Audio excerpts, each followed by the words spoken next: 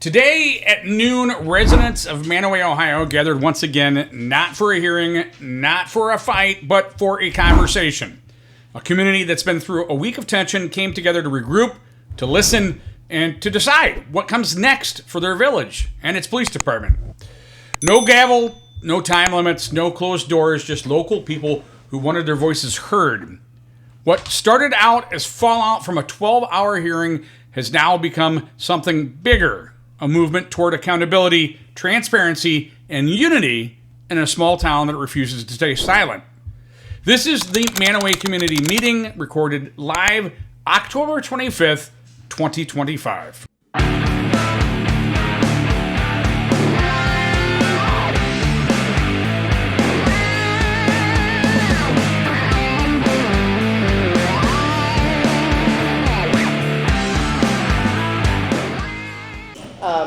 I just wanted to start by saying good afternoon.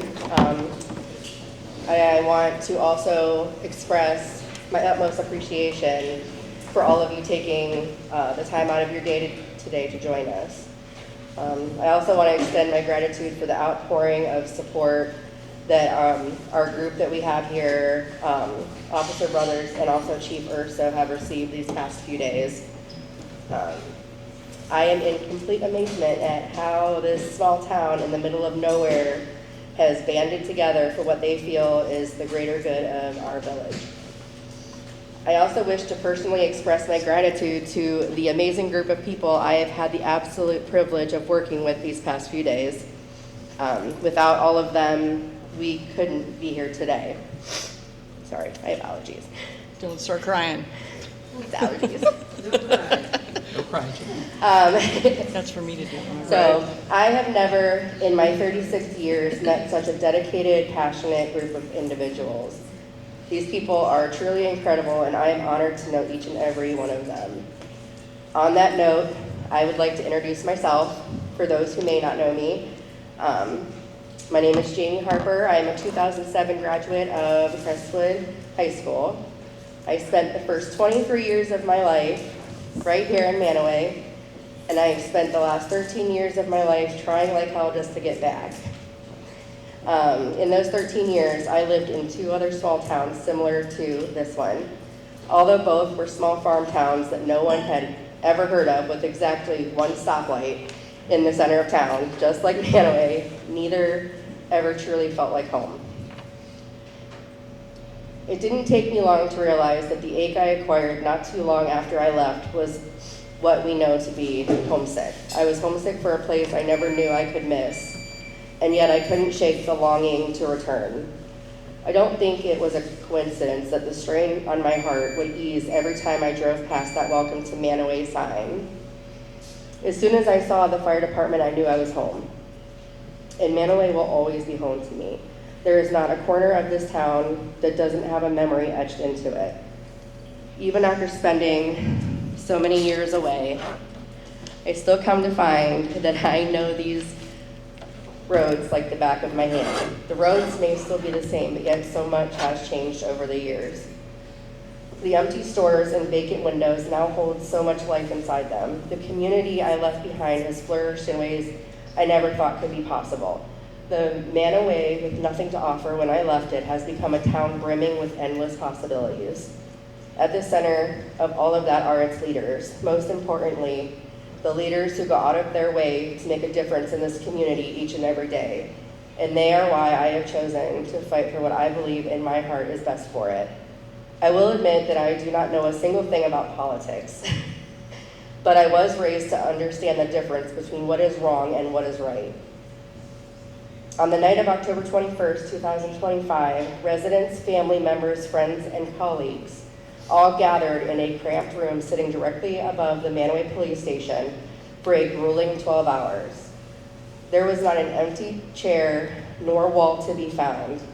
Residents crowded the doors as they attempted to attend a council meeting turned trial pertaining to Chief Joe Urso. I had never in my life seen such a thing, and I doubt that I ever will again. The mayor and 5 council members sneakily calculated the meeting so that only a limited amount of individuals supporting Chief Urso could attend. They came for blood, and it was quickly made apparent to every single person in that room. I truly believe that it speaks volumes that nearly every single soul that came were not there in agreement that the chief should be removed from his position. The fact was made clear by the sheer number of people who waited until nearly 6 in the morning just to guarantee that their voices were heard.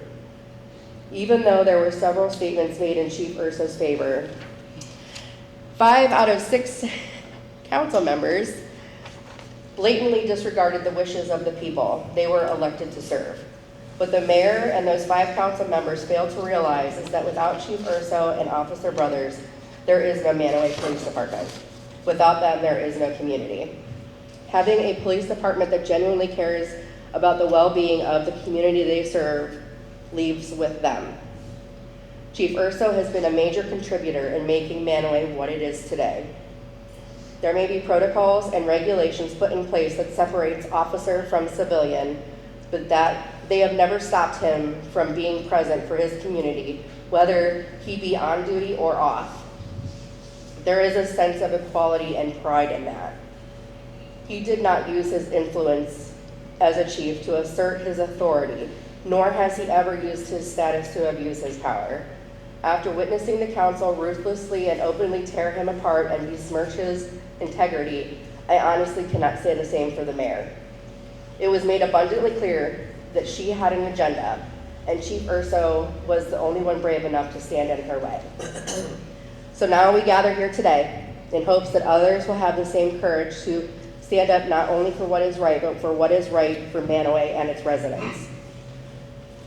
That is to keep Joe Urso as its chief of police and remove Tammy Meyer from her position as mayor. After all, small towns have no room for egos. Without Chief Urso to protect the Mantua Police Department and the dispatchers who we have all come to know and love, there is nothing to stop her from disbanding the department and removing dispatch from the village. Removing either entity is a disservice and injustice to the village of Mantua. As I prepare to turn this meeting over, I want to finish by asking that we just remember to all remain respectful of one another. Please remember that no matter what anyone's opinions are, they are entitled to them. We will not penalize anyone for being brave enough to speak their truth here today. We do ask that at the end, when we turn the mic over to those wishing to come forward and make a statement, everyone keep their voices and their own opinions to themselves until after the current speaker is finished. We want to give each individual wanting to speak our utmost respect and attention. Today is about open communication without consequence. Every one of us here has gathered because we want what is best for the community of Mantua. There are no ignorant or unnecessary questions in this room this afternoon. Regardless of your position on the matter, your voice matters. Please feel free to ask for clarification or further insight once we open the floor. All we ask is that each of you say your piece in a timely manner of 5 minutes or less. I know I didn't abide. Not 12 hours. Not 12 hours. Not 12 hours. Not 12 hours. Just so that we can hear from as many people as possible today. The last matter of business I have today is to remind everyone that may not have done so to sign in with Jackie up at the front. And for those that are interested, to take the opportunity to scan the QR code, courtesy of the cutest button. I don't know if you guys are familiar, but she does a lot of the local work. If you don't feel like standing there to scan it, we do have QR codes cut out available ready for you to take and purchase whenever. She did also throw crew necks on there if you don't want a t-shirt. Okay, so these shirts were designed in honor of Chief Urso. And for those that are wishing to have them by next Friday morning, our vendor has asked that your order be placed no later than this evening. We have chosen to wear them Friday night as we take our children around town for trick-or-treat and ask that if you plan on attending the next council meeting on November 18th, you wear them to show your support. With that, it is with great pleasure and pride to be passing the mic over to the only council member with enough courage to stand up for the greater good of Mantua. All right, I'm gonna try and do this without a mic. So if you guys can't hear me, let me know. Raise your hands if you can't hear them. Yeah, everybody can hear me? Okay, great. Now, thank you, Jamie, and I appreciate the introduction. I first want to thank everyone for attending today. One of the reasons why I love Mantua and the broader community is how passionate the people in this area are about the place we call home. But as much as I love this community and its people, I wish I weren't here today. I wish we didn't have this tragic reason to be here today. So let me start by clarifying a few things. Yes, I cast the sole dissenting vote to remove Joe Urso from his position as Chief of Police in the Village of Mantua. And yes, I resigned as a member of council at 6 a.m. Wednesday morning after that 12-hour hearing. And no, I was not forced out. And no, I didn't resign in protest. Well, maybe I resigned a little bit in protest, but mainly I resigned because I could no longer serve on a legislative body that has become nothing more than a rubber stamp for the mayor's agenda, regardless of whether that agenda is in line with or in the best interests of the people of Mantua and the broader community. But today's not about me. Today's not about the mayor. Today's not about the past. Today's gathering is about the future of the Village of Mantua and the wishes of its citizens. And that future affects not only the village, but the surrounding community. So let's talk about that a little bit. Show of hands, how many people here are residents of the Village of Mantua? Okay. How many people are residents of the township?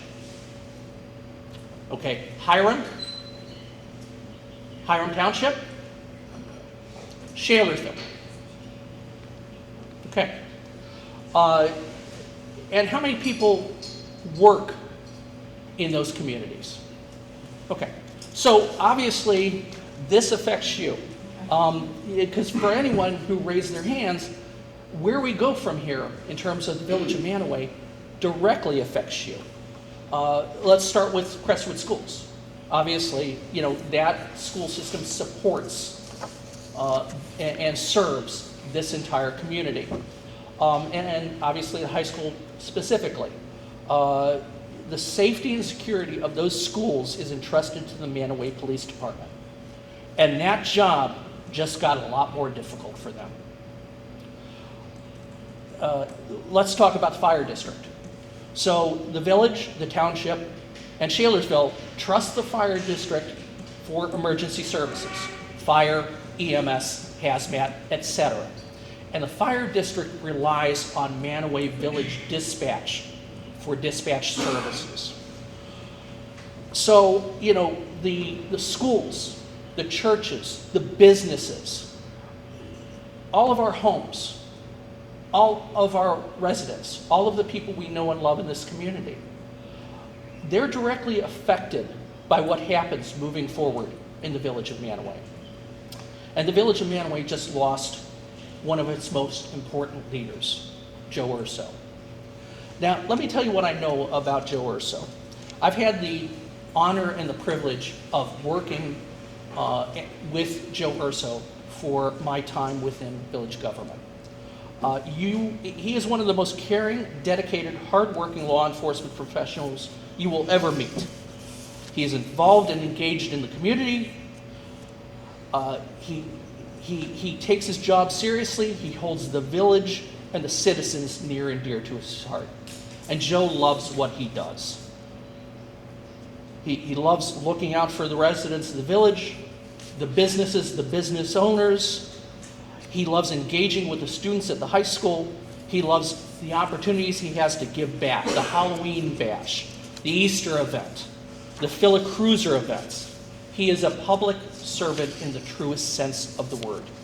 Now, I'm telling you all these things about Joe Urso, but nobody had to tell me, because I witnessed it firsthand every single day. As I said earlier, today is about the future of Mantua, and it is my sincere hope that all of us together can make that future so much brighter. And I think that starts with two things: new executive and legislative leadership in the village of Mantua, and returning a dedicated public servant and police chief to the role and to the community that he has served so well. So, how do we accomplish these things? That's what we need to discuss today. Ultimately, it's up to the community. It's up to us. It's up to our friends and neighbors in the village of Mantua to decide how we move forward. But I'm truly hopeful. I'm truly inspired. And what makes me so hopeful, what makes me so inspired, is the passion and the purpose that I've seen from the people of this community. It's palpable. It's powerful. And I know that together we can accomplish great things. So you've heard enough from me. Now it's time to hear from all of you to move towards that brighter future. And that starts with the people at this table. So, Will?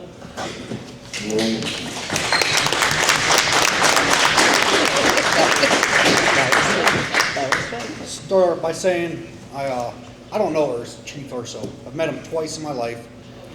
And I went there because it seemed like a witch hunt from what I was seeing online. I read the documents, and I went there and I walked into a room. I was told to show up at 5 o'clock because where it was being held, there wasn't going to be enough room for everybody, which to me that was a red flag, right? They're moving against the people. And now I go there and there's a room packed, a lot of older folk. And they sat there with me till 6 a.m. And when you have your representatives blatantly ignoring what you want as a community, there's a problem.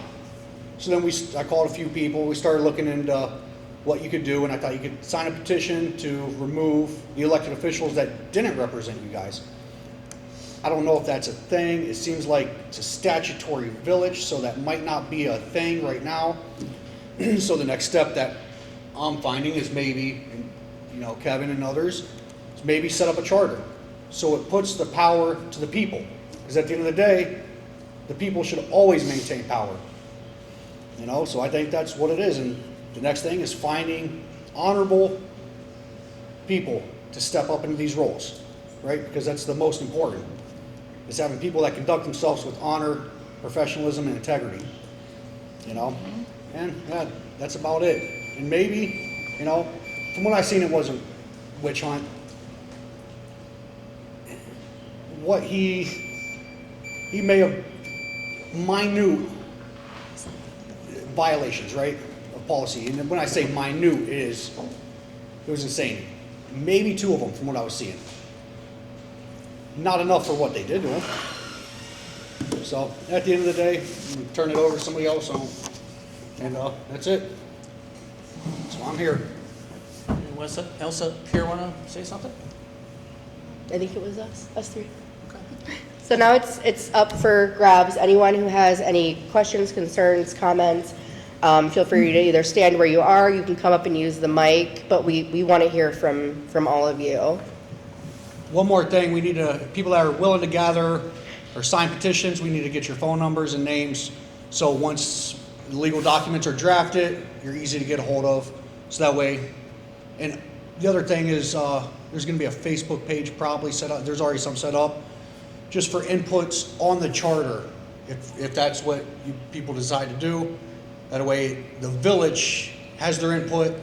Polls can be set up openly, and people can just start discussing openly how to draft this charter so it represents your voice, not corrupt elected officials' agendas. Does the Shapers still get the same input? I know we're not in the village, and this is... Everyone here is allowed to put their input in. Feel free. Well, I mean, does it matter as far as, like, if we do sign a petition, Yeah. Yeah, at the end of the day, whatever happens in terms of the future of the structure of village government in Mantua Village, that is truly up to the voters of the village. I said earlier It affects all of us, and we need to hear from everyone in the broader community because it affects them. But when it comes to, Sports, I didn't know them at all until I started football. Right. And every game was the, you know, drives to town and he comes to every high school game and I mean, that's how I got interested. yeah, I and, would like to, yeah, right, on outskirts, I didn't know. Yeah. yeah. I live in Stowe, and I'm still here, so. Manaway's, that will always be home. The goal is to end up back here. So the question is, okay, like I'm new to the communities and I'm really new to like everything that's going on, so I need to catch up to speed a little bit. However, so if you're talking about setting up a charter, the charter would apply to the village. The village, correct. Okay, so then what happens with the township?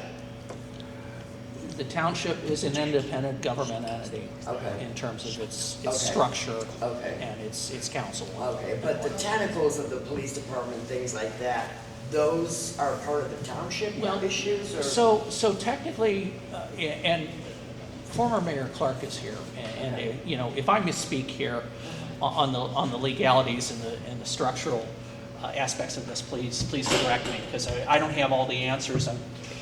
I'm not a lawyer. I may sound like one at times, but I'm not a lawyer. So the Manaway Village Police Department is charged with patrolling and securing the village of Manaway. They also are contractually bound to the school district Okay.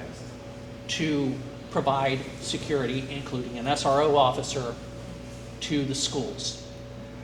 The dispatch center in the village provides dispatch to the fire district, which covers Everybody. the surrounding communities, yes. So in that aspect, it very much affects 'Cause I know- Shalersville and the township. Right, because I'm over at the park and I know that the police always show up, but I understand that it's the sheriff and Yeah. they come Yes. as a courtesy. And over and above Yeah. that, the village police department will go out on runs Yeah.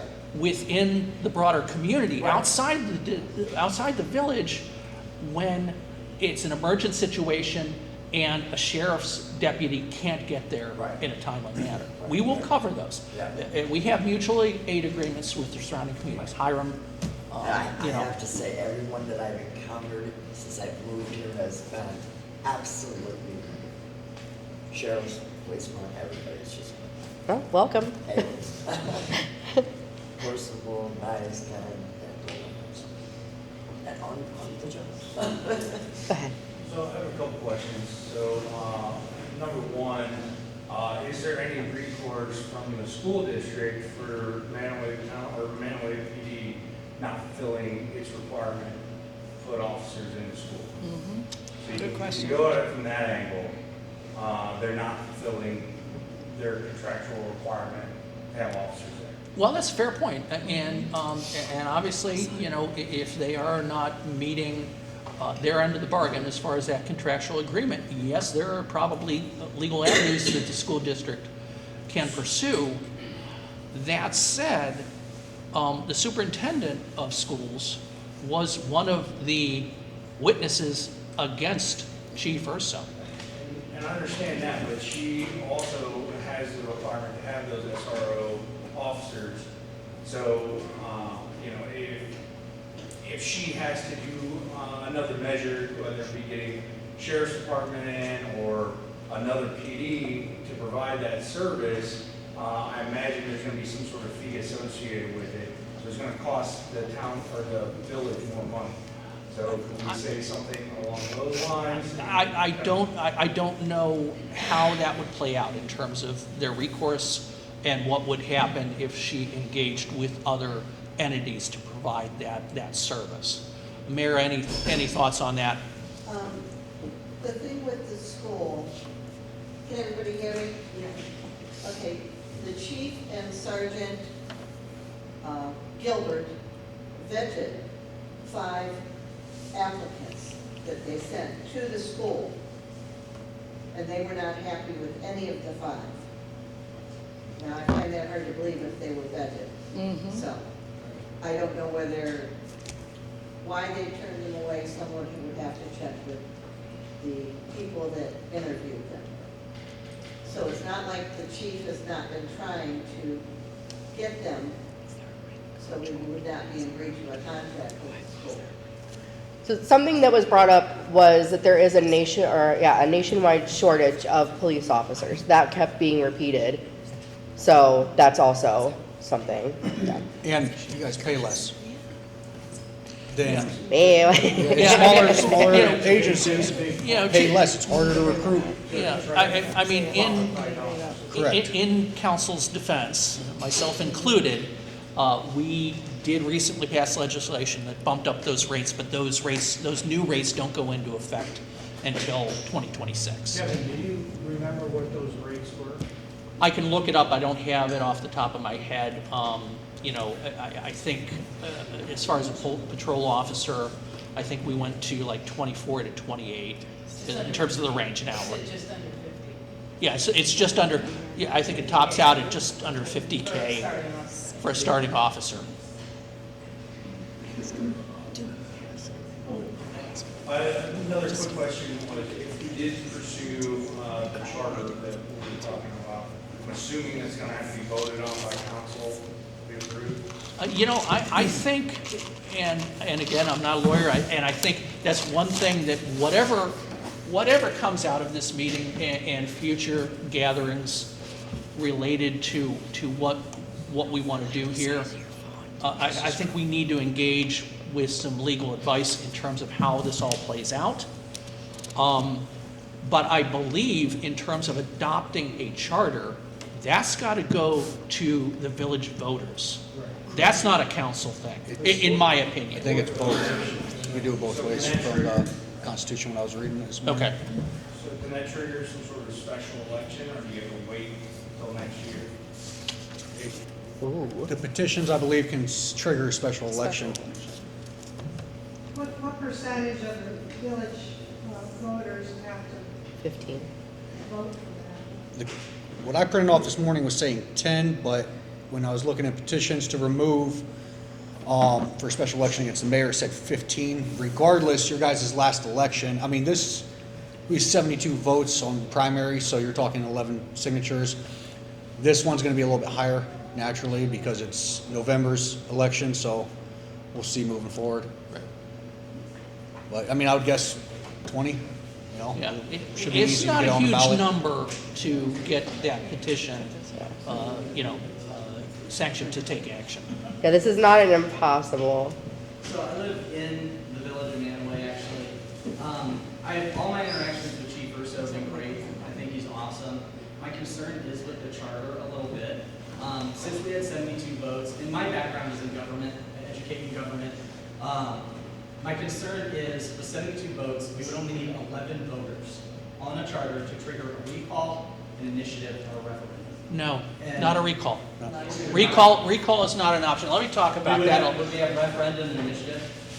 Even a referendum initiative for a statutory village, to my knowledge, could not prompt the recall of an elected official.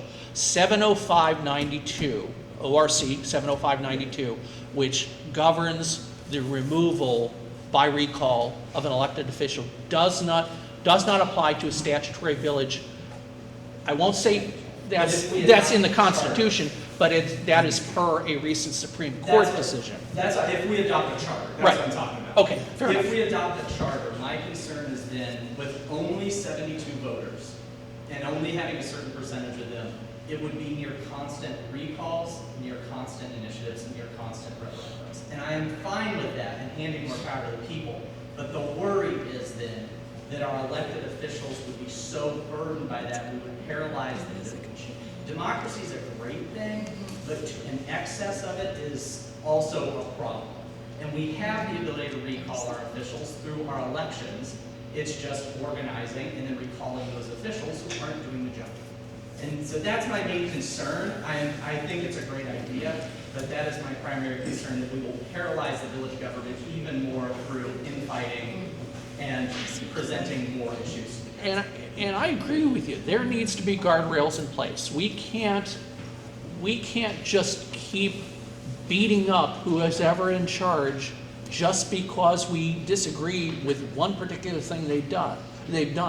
But this is broader than that in this instance, in my opinion, because at the end of the day, the proceedings of the evening of the 21st and the morning of the 22nd made this broader community less safe. 100%. I agree. Um, I agree. So that said, yeah, we need to certainly, be cautious in terms of how we approach things. But in terms of, recalling people based on elections, the election for the next mayor is 2 years off.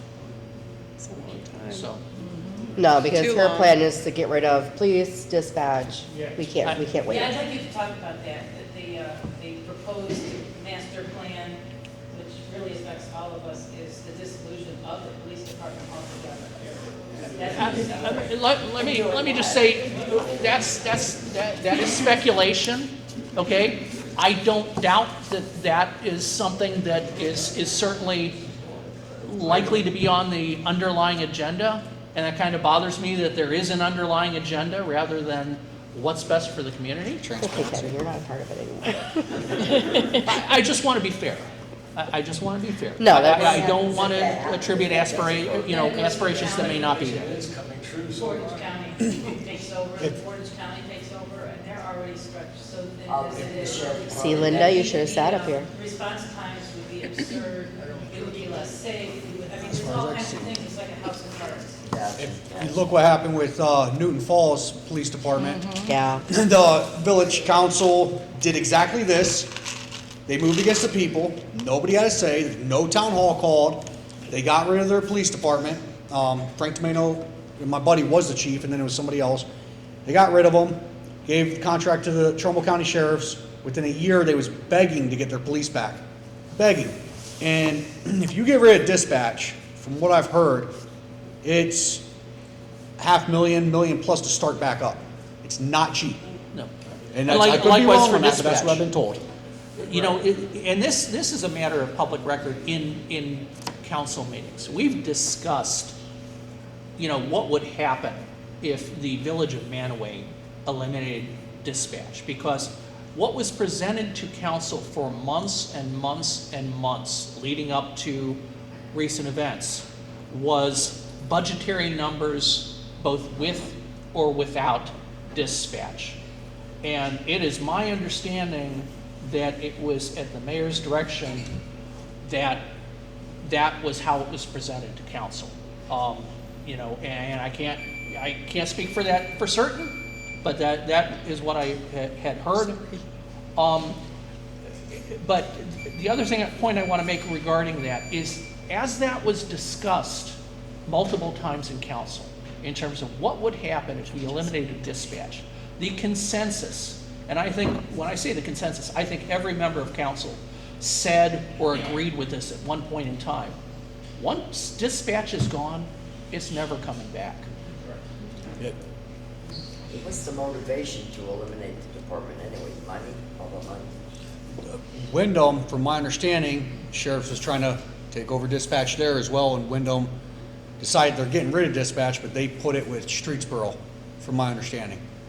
The winter's still being offset monetarily if they went with the sheriff department? I mean, wouldn't they have to be compensated? Yeah, and we've actually gotten a quote from the sheriff's department for dispatch services, not police coverage in the event of removal of PD, but for dispatch services, I think the quote was $18,600 annually. So what's the gain? I mean, if they're paying here or paying there, what's the point? You're losing control.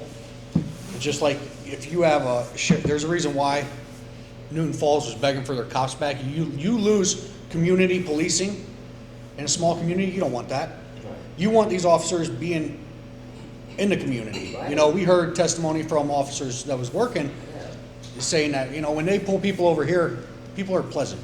Yeah. That means that you have a good police department. Right. I live in Palmyra Township. We don't see nobody unless there's a call for service. Right. Right. I've lost count in the transparency. you're gonna get more transparency with a local police department that's engaged with the business owners, with the community on a daily basis. Right, right. Linda's been waiting for a while. Yeah, so we'll go to Linda first, because she's been waiting for a minute. To address the recall. Oh, This is from the board, of the director of the Board of Elections. If I can get my phone to stay lit long. For statutory village in Ohio, the main general available legal method is to remove an elected mayor is a complaint and a hearing removal through the County Court of Common Pleas under Law 3.07-3110. A recall election is the only option in a municipality that has a charter that specifically authorizes a recall. Most statutory villages do not have that option. The governor may also file a complaint to start the removal of those proceedings against the mayor without a signature threshold. If removed or if the vacancy occurs, the council president pro tem becomes the new mayor. So,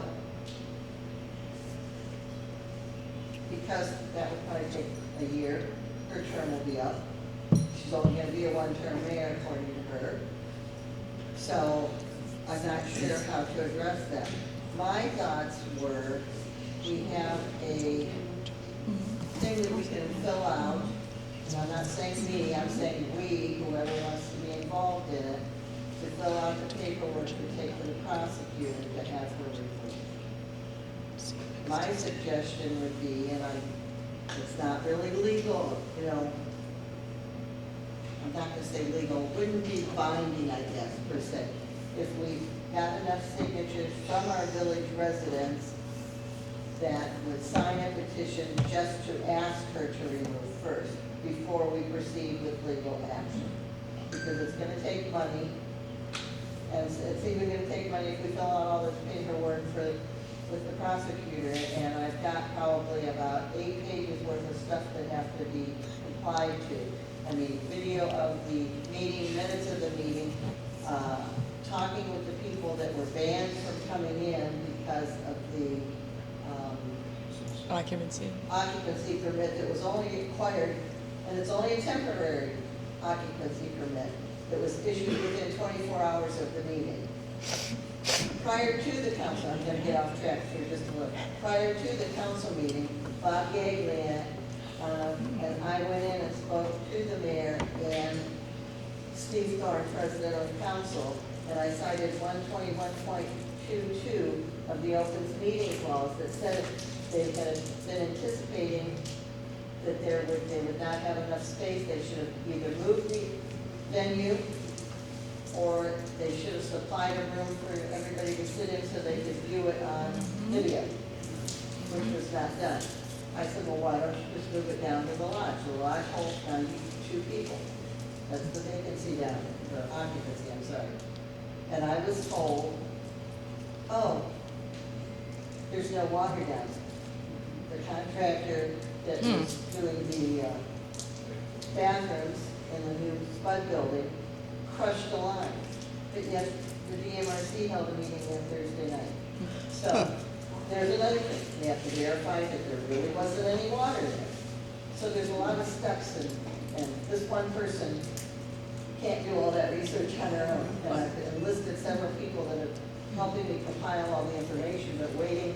The village clerk is not allowed to work any overtime, so she was there for 12 hours at the meeting. So she went home, had to go home on Thursday at noon, 11:30. So I'm sure she's got a bazillion records requests that are getting told that people are upset about, but it's out of her control. So, I mean, there's a lot of things that we can do to show support of the chief and ourselves as residents to try and get him back in. I mean, ask her to resign. You know? That's going to be the first step, I think. But, you know, we might have to rent a bigger venue because. Is it just the mayor, or what about those other councilmen? Well, I would, if it were me, I'd be asking all those council people to resign too. But how many of us sitting here that are village residents are willing to step up to the plate to fill out their terms? Because You never see a whole lot of people that are willing to get on the ballot to do it, to be a council person for a minimal $57 a month. $50 a month, so, And when I was mayor, I only got $300 a month, so. $3.36. well, yes. Uncle Sam needs to get his part of it, so. But is it too late to get on the ballot? So, I mean, there are things that, you know, we can do just to, as residents of getting together to let her know and show support that we, this Kevin. is how we feel. You ignore the It's too people late that to get on the sat there ballot for 12 now, hours. right? And some of them in the old wooden rickety Too late to seats. get on the ballot now, that right? you can only It get is. one budget sheet So from. that even as a write-in, you couldn't write in? You can't do So, that? I mean, Yeah, so I'll that's all. talk about I'll be quiet so you guys can continue. So, Thank you, Linda. Thanks, Linda. yes. I'm Hi, Andrea Andrea. Salvaggio. I was the president of the Mantua Potato Festival.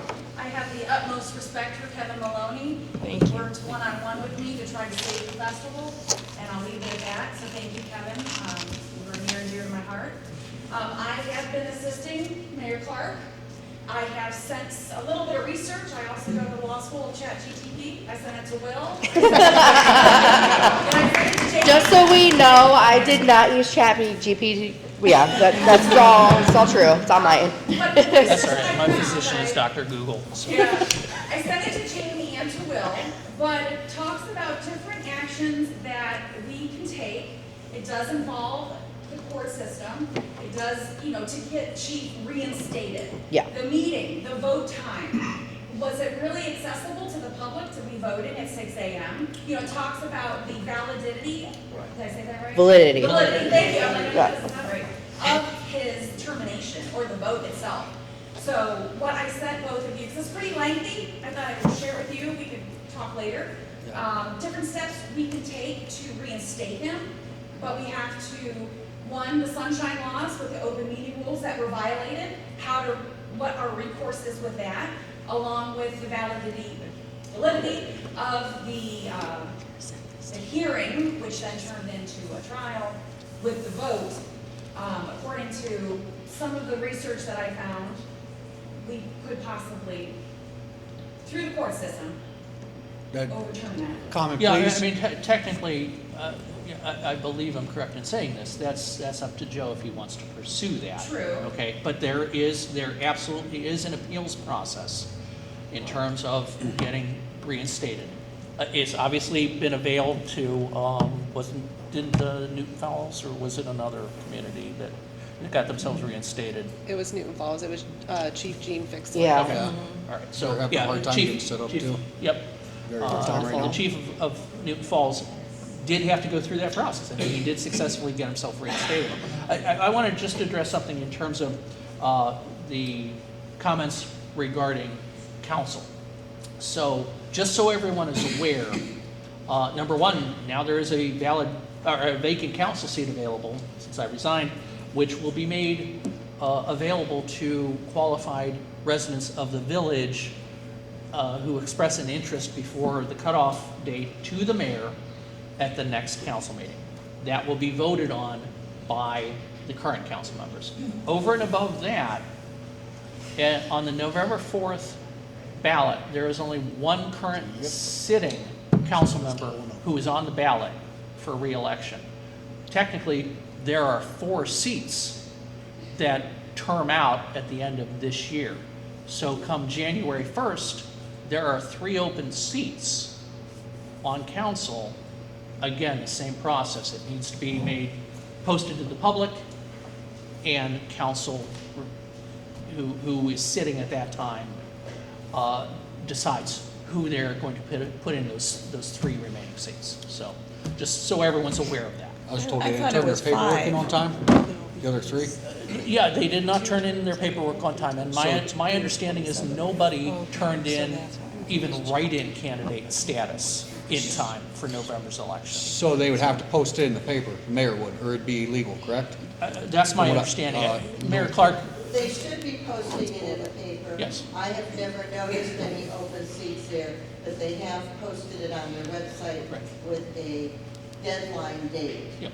Now, the latest council person that was just sworn in, it's my understanding that she had 2 or 3 other applicants that were not in that, and this is hearsay, just so everybody knows it's hearsay, that she had received other applicants and didn't turn those in, but the latest person's was late, and that was the one that was recommended.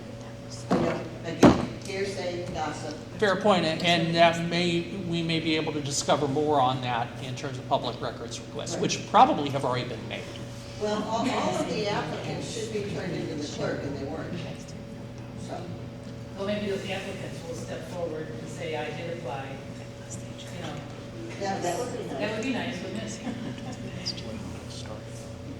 So how many people here are willing to help do research that are village residents to get our ducks in a row for, okay, we'll try one thing first and then follow the steps? Yeah, I will say, Linda, that Wednesday, they did have that senior meeting, that senior center meeting, and they were told there was no water. They just weren't there. Yeah. But they could have used the outcome of Yeah. that. Right. So Yeah. just like Yeah, the issue of no water to the lodge is a matter of public record. That was brought up in a committee meeting. I don't know if it was brought up in council at the time, until after the fact. But that was a matter of public record, so. I was gonna say, I know there were some people in there. Sorry. Hi, my name's Lori Duncan, but I live like right in the village, but then our family grew up like right across the street is the township. And you know, families lived here for generations, like I know a lot of the rest of you guys have.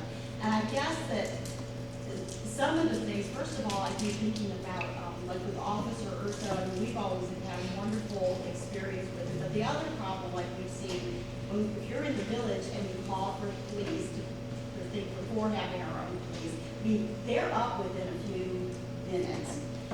If something happened like across the street, and even like the front part of our property is in the township, there would always be a problem. Like usually it's like, well, if it happened in the township, then we have to usually wait 45 minutes for the sheriff's department to come.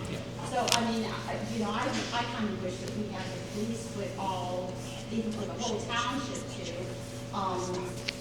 The other part of the thing for a charter, that one of the reasons why I started looking up everything for a charter too, I saw that there are kind of different charters, whether it's like a city charter that, that we all vote on, or whether it's a charter that's more of a council-led charter, that then like the council will vote, chooses the mayor. I guess, I don't know what different options, but right now I notice we're under the Ohio Revised Code of Ohio, but the advantages, I think, to having a charter is just even in general, it gives us more, it gives us more freedom and more choice of what we want to, to do. My understanding also is it gives more power to our local police officers over what happens for whether, we've had over the past 10 years a lot of different laws being made, and it would just give us a lot more, I guess, power of what we want to do. I think the other thing, unfortunately, I feel bad that we haven't gotten involved like we should, into our village stuff.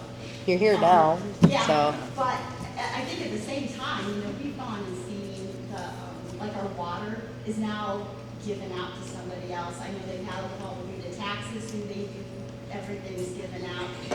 We don't want our dispatch then going and being given out, and it just seems like everything is being farmed out. Prices are going way high, so that I think with Manaway, I don't want Manaway to become Streetsboro or Aurora. I don't want Manaway to become Hudson. I want Manaway to be Manaway, which usually is a lot of we've been long-term farming families that just, some people have been long-term residents of the village. And we don't have a lot of money, but we don't want it to be that we have to end up losing our homes or moving out because we can't afford to live in our own, in our own community. So I guess some of the things I can't always get out very much, but some of those things I really do care about, because for our families and, the properties that you want to pass down to other kids, you want them to be able to have the same loving community that we've always had for generations. Yeah, and you make a good point in terms of the charter direction, because obviously we are restricted by Ohio Revised Code. Basically, what the statutory, village has agreed to by being that entity is we say we're being governed by ORC. Okay, charter municipality is often referred to as home rule. Okay, you're making the decisions for how you operate that municipality locally. It's not, yes, technically you need to adhere to the directives of ORC, but it's not as stringent in my opinion. Again, I'm not a lawyer, but that may be a direction we can go, and the people in this community need to decide if we want to go that direction. Do you know of other small villages that have done the charter route that you could reach out to and see how it works for you? You mean a statutory village that then became a charter village? I can't speak to that directly. Well, didn't you pull that up the other day? Didn't we talk about that? About Yeah, I think somebody said something. who was bringing, I don't remember. who Yeah, I was don't remember exactly, but I know it's been done. A lot of information. I know it's been done. Yeah, there's a ton of information we've been trying to track down in advance of this. We haven't had a lot of sleep. I just want to ask this, and I have no doubt. Introduce yourself, though. You need to Yes. introduce I yourself. just had a legit question. The charter, you said you were familiar with the government law.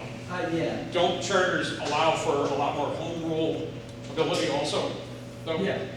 You are essentially setting the government, I won't say philosophy, but you're setting the government style that your village is now taking, as opposed to going off of Ohio. There's usually a population limit. I know of a few that have done it in central Ohio, and the home rule is exactly right.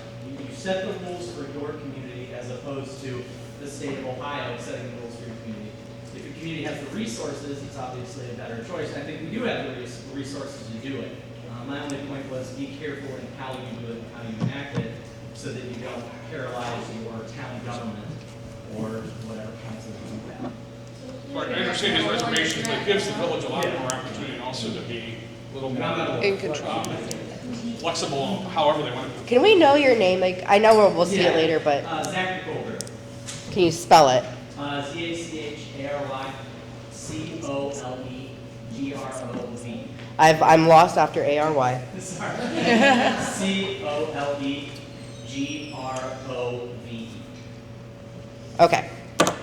We might be getting into touch with you. I just wanted to let you know. Just wanted to give you a warning.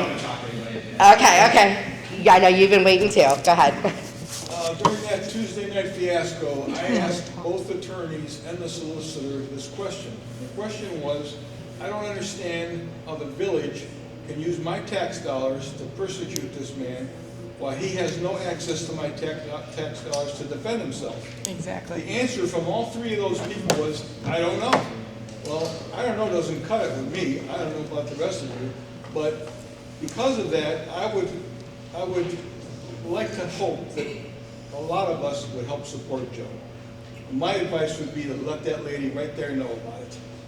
Yes, we'll talk about that at the end. I have some suggestions, and I'll run it past everybody, and we'll go from there. And I want to thank you already, Ron, for donating for Joe's fund. Thank you so much. One last thing. I'm under the impression that Chief Urso was paid roughly $35 an hour. Is that right? It's probably accurate. I'd have to take a look, Okay, but not enough, but $35 an hour. How much are they paying the hiring cop? $48 an hour? That's baloney. Yeah, well, the top officer, I think, let me read this text I just got. I think it's $22 an hour right now, I believe. Just so when the mayor was like, he's not fulfilling the staffing requirements to run 24/7. Okay, I just got this text. As if right now the top approved wage for an officer is $22 an hour. In Mantua. In Mantua. Correct. Because of my hobby, I have a lot of law enforcement agencies throughout the state that I follow and I watch, and they're all, you can find them, $28 an hour starting, $30 an hour starting. That makes it difficult. So the the officers that show up want to be here. They want to be part of this village and community. $22 an hour, go to McDonald's. Yeah. Not anymore, that was just during COVID. So let me speak to your point about the taxpayers' dollars as it relates to the hearing, but also the underlying investigation that led up to that hearing. You'll notice that at the hearing, we were all presented up in council and at the defense table with a binder of exhibits that was the underlying evidence for that hearing. There was an underlying investigation that led up to that, and the development of all those exhibits and the development of the affidavits and the like. That underlying investigation, now I can only speak of my own experiences as a council member during that time. I was unaware that an investigation was going on until pretty much after the fact, until we were advised that there would be charges brought. Now, that's not to say that there were other members of council who were not aware of it. I can just speak for myself. So it begs the question, if council is to approve the expenditure of funds, my understanding is it's not, an executive decision. It has to be appropriated by council. Why did that not happen in advance? And again, I'm speaking to myself. There may be legal loopholes that were gone through in terms of other members of council, like perhaps the mayor in conjunction with the president of council in conjunction with the chair of the finance committee. Perhaps they could approve it, and I'm unaware that was an option. But I can tell you myself, I didn't know about it until after that money was spent. Hey, Kevin, just to step back a minute, you were asking about what the police officers get paid, what they get paid, and I know for a fact that Hiram police officers get $47 an hour, where Joe gets less than that. Joe gets 30. Just to let you know, he gets probably about 30. I can't verify that for sure, but I know for sure what Hiram is. She hasn't had a raise since she was the mayor. Yeah, the only village employee that hasn't had a raise since she was the mayor. Exactly. Tell me it's not which So one. what does that tell you? I just got this from Linda Schillings. She used to be a councilwoman. She said, let them know that the chief in Hiram cannot work Manway's business if he's working Hiram. It's against the law. So. Yeah, my understanding as far as that is concerned is he will act as chief within the village when he is not scheduled to be working as chief in Hiram. So he has to wear two hats at two different Correct. time frames. And I'm sure their department is spread thin, just like every other small police department is spread thin right now. So make of that what you will. Was you offering to work for Manway? Oh, no, he's not gonna make less. What were you gonna say, Andrew? Isn't the chief full-time position, isn't it written in the code that it's gotta be full-time, so how can he split his time with another? Ooh, that's a good question. Full time's 40 hours, so I mean, I've worked 80 hours in a week, many times. Most of the time I work 60 to 80. Come January 1st, the chief will be a salaried position. It was hourly. If he's only putting in 20 hours, it's Manway's chief. But yeah, somewhere it has to be. We're not getting. Correct. I'm sure.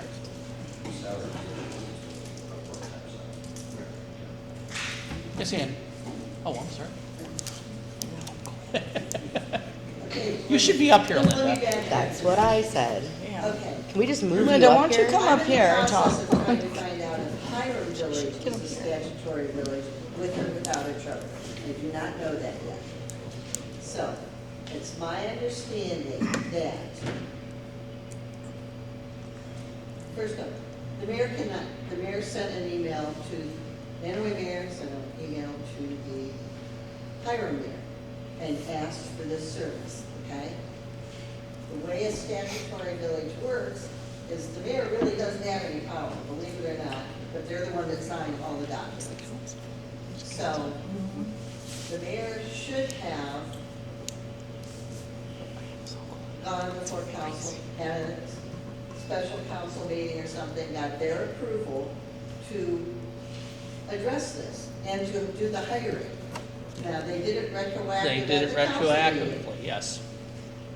And we approved it. And you approved it, which, I mean, because, except for you, it was a foregone conclusion they were gonna do it. It's my understanding, and again, we're still doing research, Andrea and I, to find out if he can, the hiring chief, who is a very good guy, okay? Very good guy. Can serve as their police chief and hold another position as a chief of police, even in an interim setting. So there's so many things. Yeah, there's probably even some ORC code that covers that as well. So, as far as approval of anything, the mayor cannot approve an expenditure. Now, council has a form, if it's an emergency setting, where it would take president of council and president of finance to approve something, but then it still has to come before council at the next council meeting. So if they hired someone to do an investigation, and we'll step back to the investigation from 2 years ago when I was on vacation.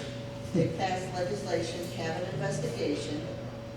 They had to find an impartial representative to do the investigation, which was Dean DePiero. Had to set up a fee with him. That all had to go before council before he could start anything. And then he did his investigation, completed it, went before council in executive session, went over all, you were on at that point, weren't No, you? I was not. And the mayor was excluded from the meeting. Not that that matters. Yep, Marty was. Yeah, so Marty was in it. So they went in there and he went over all the checkpoints of what was on the first investigation, gave his conclusion, made his recommendations for the discipline of where it fell under. And when they came out of executive session, they accepted it. And so then it was given to me to give them the discipline. After I gave the discipline, while we were discussing it, when I was allowed to go into executive session, they wanted more than that, and I said, no, I'm doing what your investigator recommended. It should have been done right then. So I would assume that this procedure should have gone the same way. I would assume that as well. But I think you will find, if you check the record, that there was no council vote Right. regarding any investigation in advance of the proceedings of October 21st, 22nd. Plus, I would also question whether the attorney that was sitting next to the mayor, whether that is, what's the word I'm looking for? Because he's a partner or. A conflict of interest. Yeah, the Conflict of conflict of interest. interest. Madison? Mason. Mason. So, was that a conflict of interest? I think it was definitely ethical. Yeah.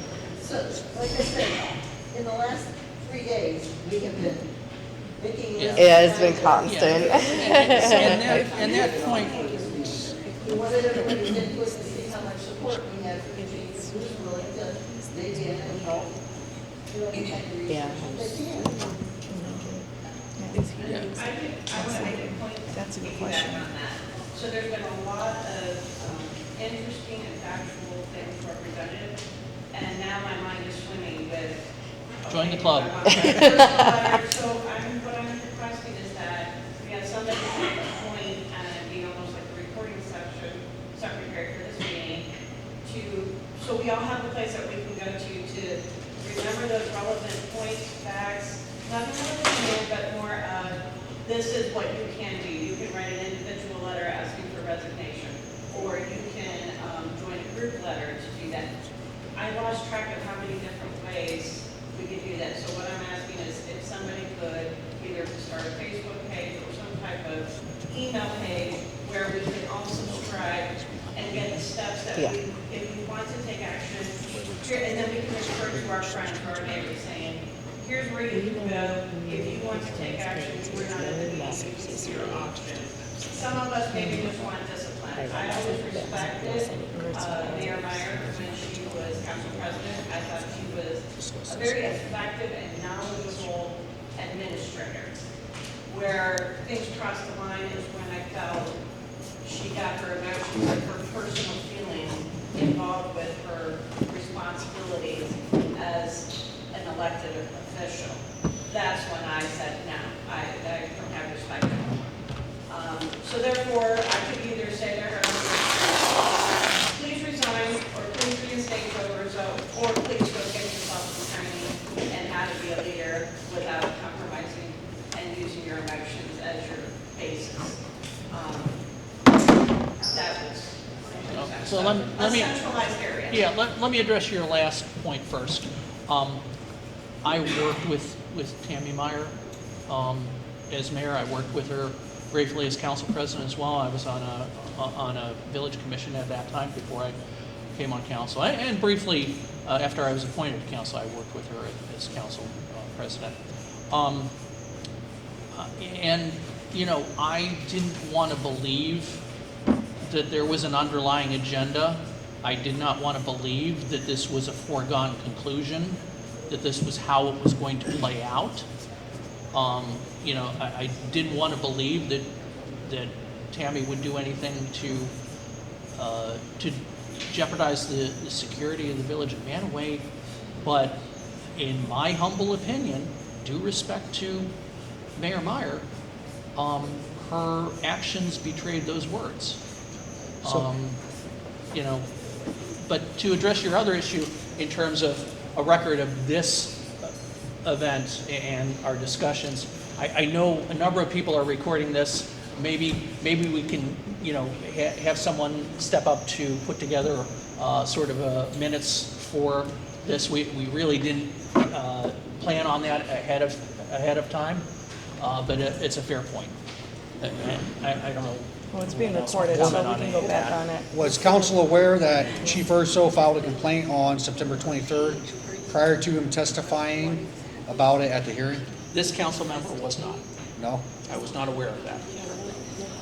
And if anybody would like to view my copy of that report, because it was thrown out by Bill, because it wasn't dated. Yeah. The actual complaint did not have a date on it. It was sent by email, so it's date stamped from the email. Could you, we're gonna have a Facebook group or set up, you know, they are, you know, people are, so could you post it on there just for transparency, once it's up and running? Yeah, Okay. because it's there. And Yeah, just transparent, that's what, that's what it's all about. It wasn't dated. He had his complaint signed off and had it notarized according to the employee handbook rules. It's just that he did not have a date on the top of the actual complaint, but it was attached to the email. I seen them making a To big me, deal about that. I'm not an attorney, but to me, that seems like It's dated, yeah. it had a date on it. Want that, hold on. But if anybody wants to view it, or Emails are permissible in court.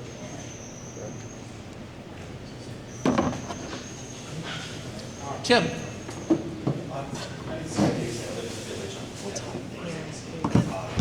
Two things I keep trying not to forget is you were talking about the schools and the candidates like that, and I wanted to say, I was at the meeting Tuesday for as long as I can handle, and Joe's attorney did bring up that there were a lot of candidates that did that, and sometimes you get a little bad people, and he said, I mean, I shouldn't say that, because I know someone's gonna see that now that I said it. No offense, but you get a pool of people that isn't necessarily what they're looking for. So he sent the best of what he did then. And if it's not what the school was looking for, you know, they look for a personality fit, those people will fit somewhere else, just that wasn't the spot for them. So that was addressed.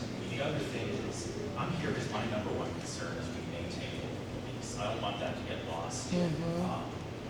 Joe and Tammy. I don't agree with the decision.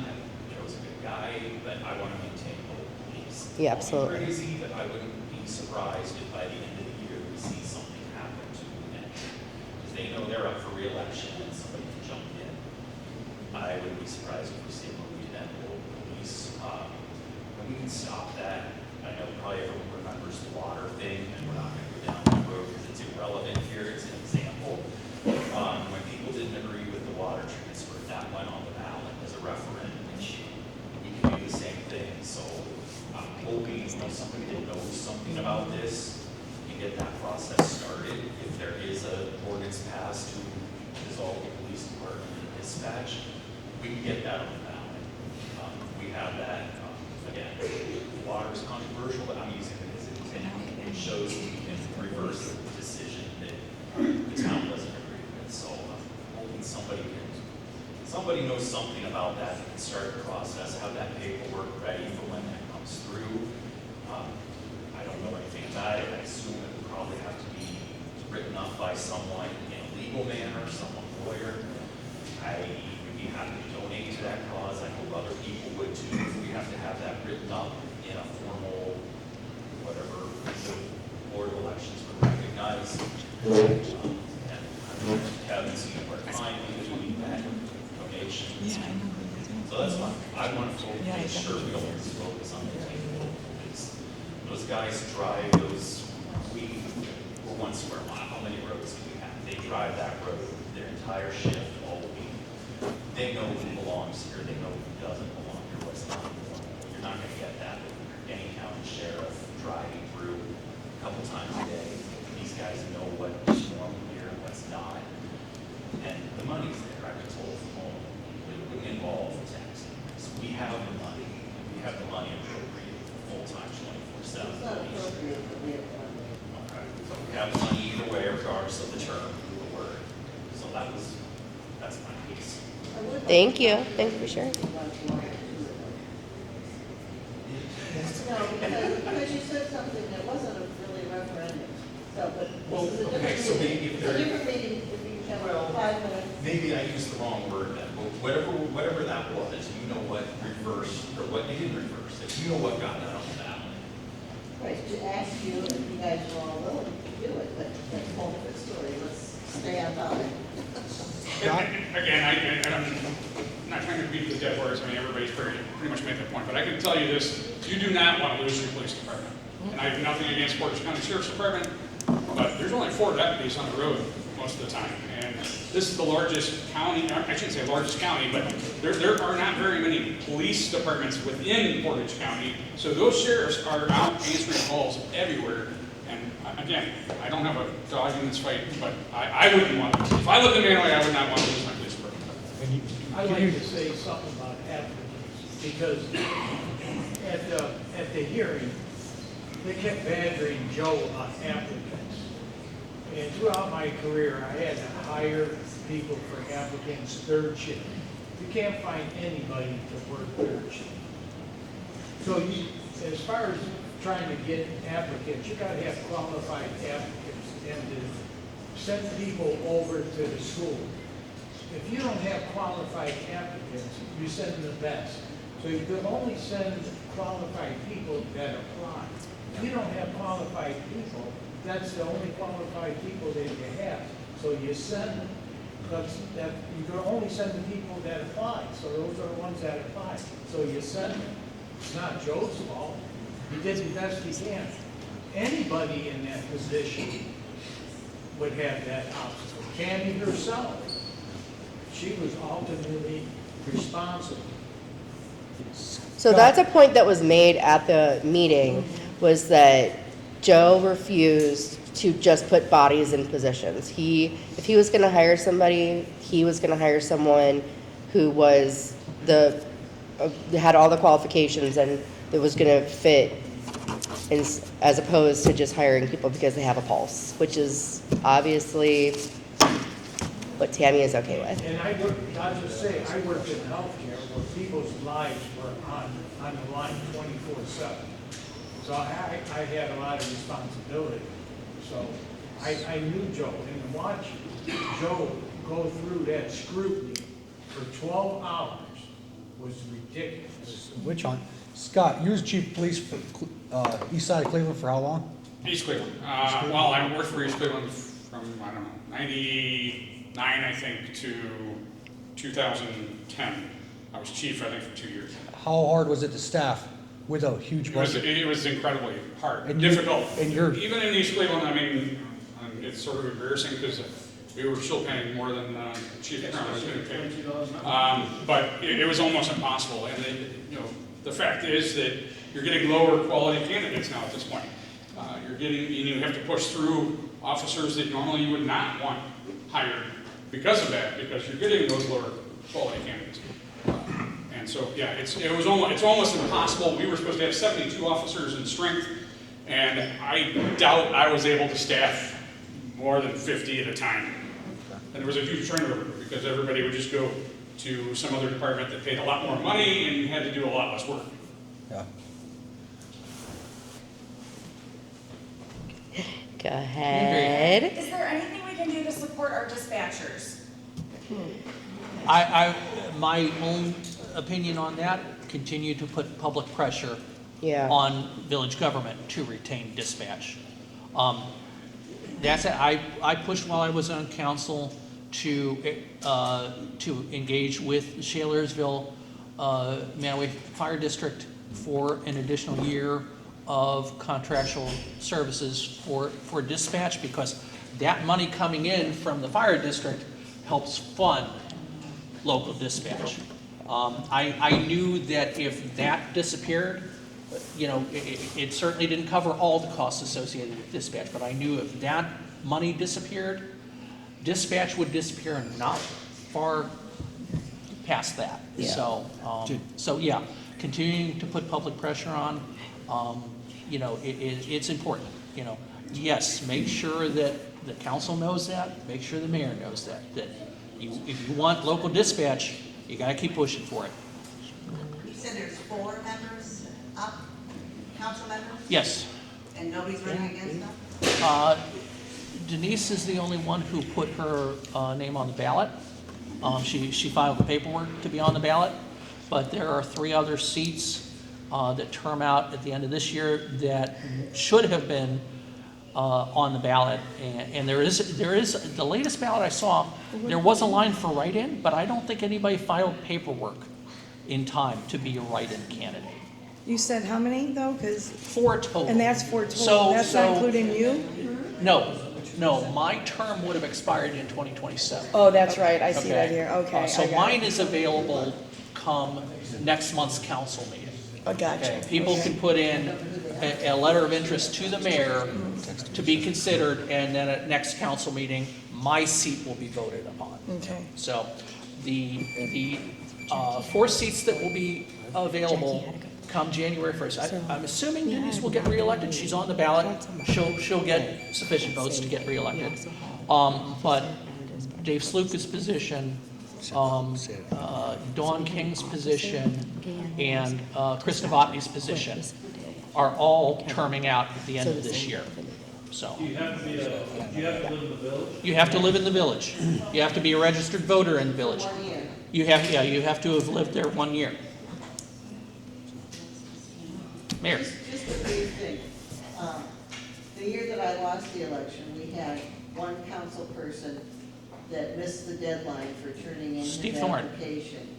And what he said to me when I questioned him on it was, well, you can just roll me over and just swear me in. And I said, no, that's not what the handbook says. It says you're supposed to do letters of interest. Are you willing to take your chances of going up against somebody else? And I'm not saying he's a bad candidate, I'm just saying. So I don't know whether she ever advertised for that seat or she just swore that person in. My understanding, no, in terms of the outcome of that election, my understanding is Steve filed in time to be a legitimate write-in candidate. Okay. And he did win that seat as a write-in When candidate. he talked to me before, he had the deadline Right. for the write-in. And Right. that's what I had said. Yeah. If I win, I was, there's no guarantee you're gonna fill that spot. yeah, the next year. that election, I was in the same boat as Denise's this election. I was the only one with my name on the ballot. So, I mean, people might not have liked me, but I followed the rules. That's what you want. I liked it. And Marty, we love Big you. smarty. Yeah, well, That means a I lot. I didn't always vote correctly, but I tried to vote what was best for the people of Manaway. Yeah, I'm gonna mention something here. Let me. We could forget about me now. Let me Go on. collect myself on this. I have one sincere regret about my time on council, given how things. Okay, so we can't hear you. So I have one sincere regret on my time on council, given how things have played out here. After being elected, I was originally appointed, and the following election, I was elected to council. After being sworn in that January, I was afforded the opportunity of becoming council president because I had the votes, and I chose not to. It was handed to me by the other members of council, and I chose not to because I didn't feel I could do the job justice, and to a certain extent I regret that because I could have perhaps been a better counterweight for what has happened. So Yeah.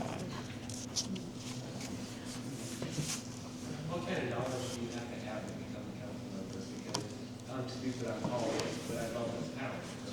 you know, you have to have a passion for your community. That's what you have to have. You have to have a full-time job already. Yeah, it doesn't pay well. So, and speaking of the full-time job, I probably, because it's being videotaped, I'll probably be fired for this, but I work for Crestwood Schools. I'm a diesel mechanic. And we're going back to the alarm drops thing that they. Good, Please clarify. Please clarify that for everybody, that I'm sure everybody would love to hear that. Yeah, so. Yes. Superintendent.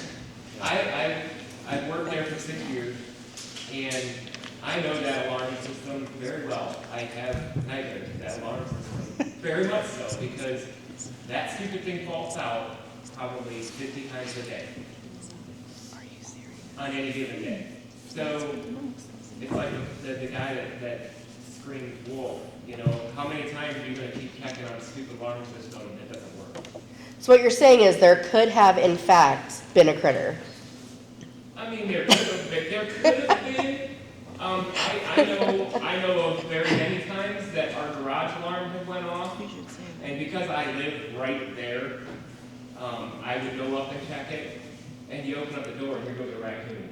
Okay, Because they can't get okay. through a hole in the wall that's in the back of the building. So, you know, I mean, the alarm system that they have nice brand new sensors in there that detect motion, and they've got good fire sensors in there, but the networking itself keeps losing communication with each other. So once it does that, then it faults out. So. Well, thank you for clarifying that. That was, Question, Tom, can I ask you a question? Tom, can I ask you a question? One of the big concerns was, the alarm drop that went off with the water that was leaking in the building. And it leaked for however long, and it was $10,000 or something to do the repair. My question would be, when that alarm goes off, let's say a police officer went up there, all the doors were secured, and he left. He's got no reason to go in. He has no reason to go Thank in. you. And this was on the top, the water failure was on the top floor in a science lab, and it was a feed line for a sink. So, you're talking, when was that school built? 1840 or something like that? Hey, Adam, when you're finished, I'd like to hear from this guy right here, So, actually. I mean, it ended up being, the line had bursted at a coupling, and it started leaking, and then the water, I mean, when you're on top floor, it's gotta go somewhere, right? So it's gotta go through that floor and down to the ceiling in the bottom floor, and what it did was it dropped the camera off the ceiling, and that was the motion that it picked up. Shouldn't it activate a tamper or a flow alarm in the fire suppression system? Well, you would think, but now, if you've been to any of the board meetings for the school, that Portage County was also fighting them about some $70,000 that they owe for a water bill that they weren't getting charged for. So you tell me, is their meters any good there? Is their backflow system any good there? I mean, who knows? It's such an old system that's in that school, and they're constantly in there trying to fix it and update it and everything else. When you really just gotta rip it all out and replace it. Fire suppression system, by the way, is on a separate water line. Yeah, that's totally different. And Adam, can you reiterate on this too in a second, please? Some fire company comes in and checks that. So, Please. my point though, that whole scenario, because I'm in charge of the alarm system and everything for the company that I work for. And when you get into the alarm systems, when our business happens to be in Solon, and if I get a nuisance alarm, it pages out to Solon Police Department, they come out. For them just to do the drive-by and tell me, oh, your garage door must have been the wind blowing on the garage door, it's $500 every time they pull in my driveway. $500 flat. So now you start charging the school $500 flat every time Joe drives up there. How soon are they gonna fix that alarm system so it's not? Yes. See? So, Kevin. you. Thank you. About the alarm system. Reading, because I got people writing me. I'm gonna leave who's writing me out of this. Can you ask Kevin if there was a rumor that was supposed to be a follow-up discussion on the alarm problem? Did the mayor and Chief Urso agree to work on that together? And then did she chastise him in a meeting for not doing his own report? So basically agreed to work on it together, and then she did it on her own and then chastised him at the school. I recall the discussion of them working together on the report. I know there was an issue in terms of the timing of Joe being unavailable while he was on vacation, and him coming back to find that, you know, she already had a meeting with the school's personnel in regards to that. So yeah, that is my recollection. And then Dave Salukas said there would be a follow-up meeting, which never happened. I don't know if you're talking about a meeting with the school. I believe with council, discussing it. Yeah, I don't recall there being a follow-up. We were made aware of the formal complaint from the school district. There was discussion both at safety and in council in regards to that.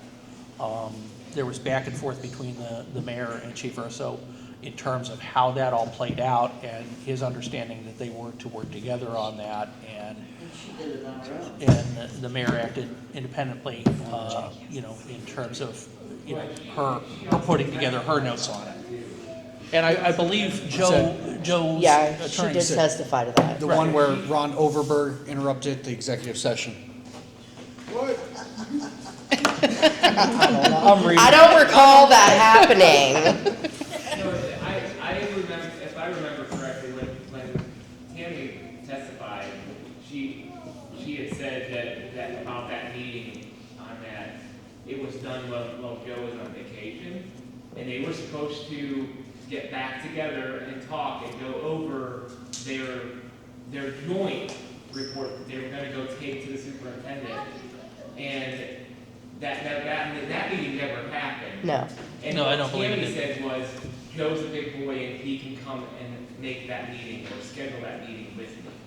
And that should have been something that they should have worked together to do, and she just overrid it. It's just something to help further her agenda. Yeah. Memory here, but I thought they said at the meeting, Joe's attorney said that he was placed on leave before the final meeting was supposed to happen, so it couldn't happen. that may very well have been the timing of it, yeah.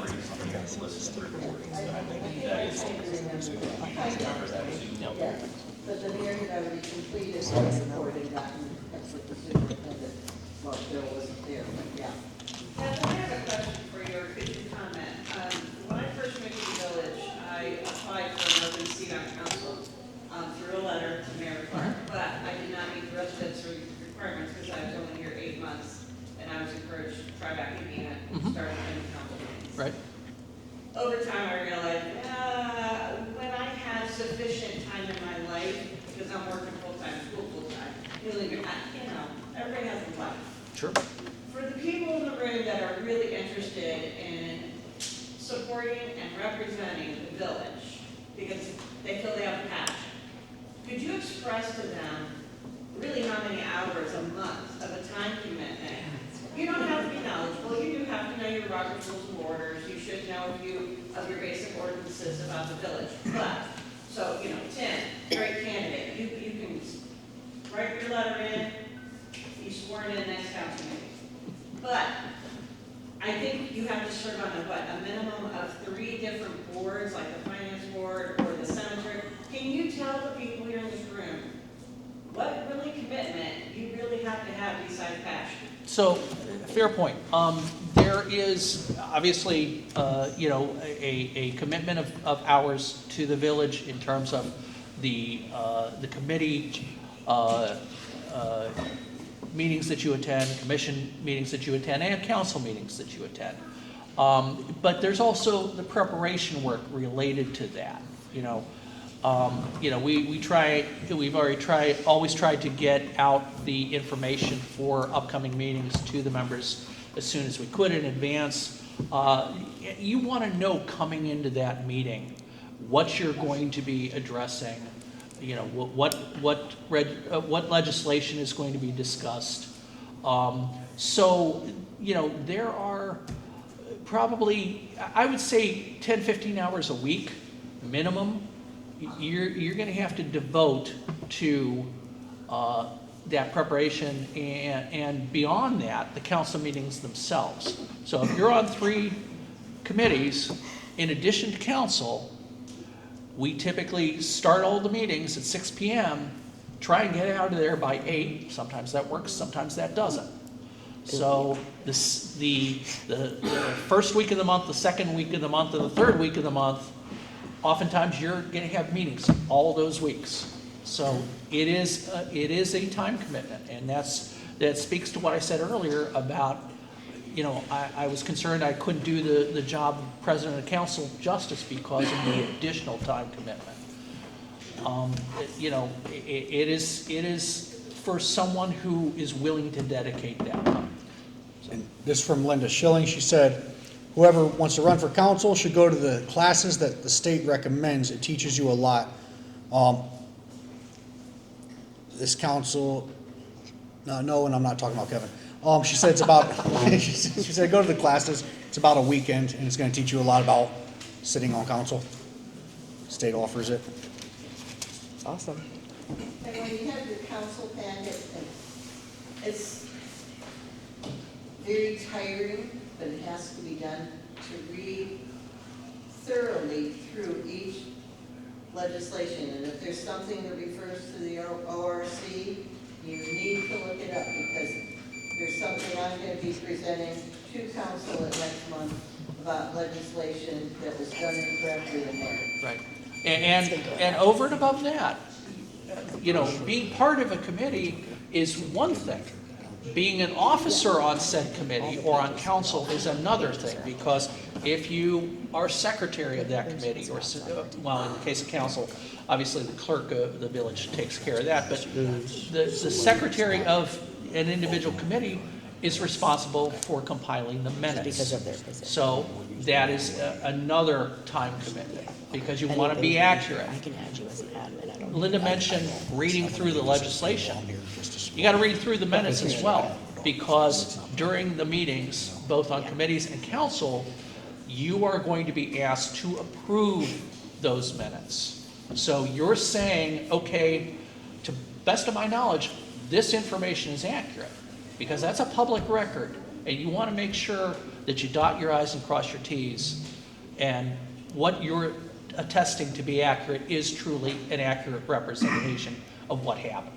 So and finally, in relation to being a member of council, you got to have a thick skin, because you're going to have people who don't agree with you, both on that council, in the mayor's office, and in the broader community.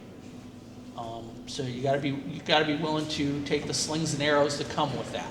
And you gotta love the community. And you gotta love the community, and that's why I said first and foremost, a passion for the community. And you have to realize that people with the negative comment are always there, and the people that agree with you stay home.